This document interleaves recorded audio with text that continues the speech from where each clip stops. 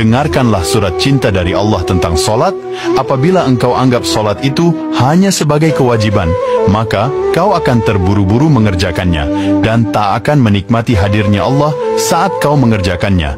Anggaplah solat itu pertemuan yang kau nanti dengan Tuhanmu. Anggaplah solat itu sebagai cara terbaik kau bercerita dengan Allah.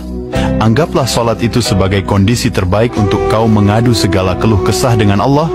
Bayangkan ketika azan berkumandang, Allah melambai-lambai kepadamu untuk mengajakmu lebih dekat dengannya. Bayangkan ketika kau takbir, Allah melihatmu, Allah tersenyum melihatmu, dan Allah berbangga denganmu.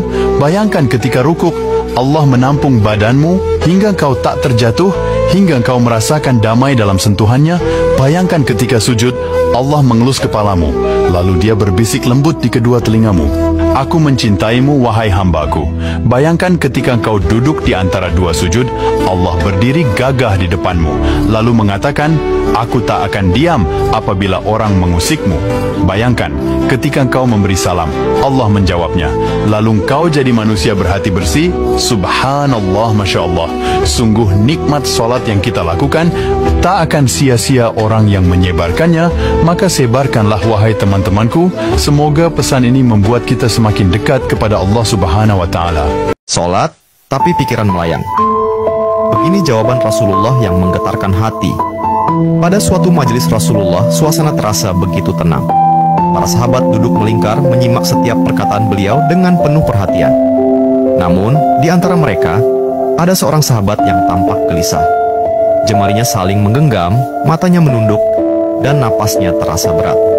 Setelah beberapa saat ragu, ia akhirnya mengangkat wajah dan berkata dengan suara lirih, "Wahai Rasulullah, aku ingin bertanya, tetapi aku khawatir pertanyaanku ini akan membuatku semakin malu di hadapan Allah."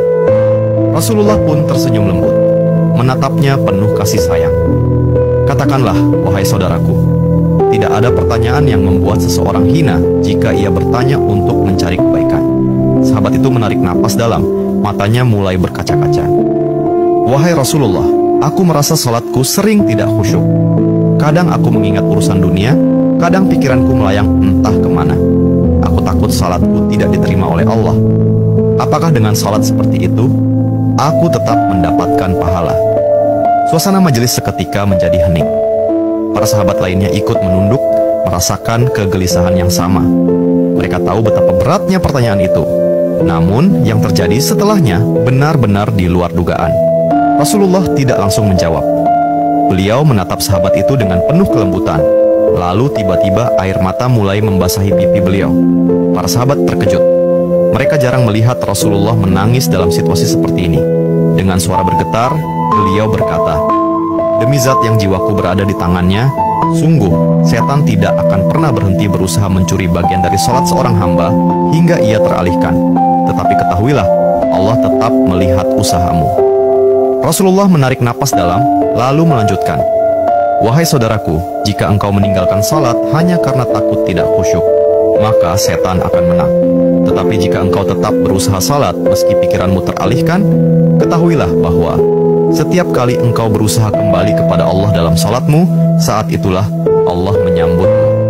Mendengar itu, sahabat tersebut tak mampu menahan tangis. Begitu pula para sahabat lainnya. Kemudian Rasulullah melanjutkan dengan penuh kelembutan, "Bayangkan seorang ibu yang melihat anaknya berjalan ke arahnya, tetapi anak itu sering jatuh dan tersandung. Apakah sang ibu akan marah? Tidak. Ia justru akan berlari menghampirinya, mengangkatnya, dan mendekapnya erat. Itulah Allah. Ia lebih penyayang daripada seorang ibu kepada anaknya. Selama engkau terus kembali, Allah akan selalu menerimamu." Air mata mengalir di pipi sahabat itu.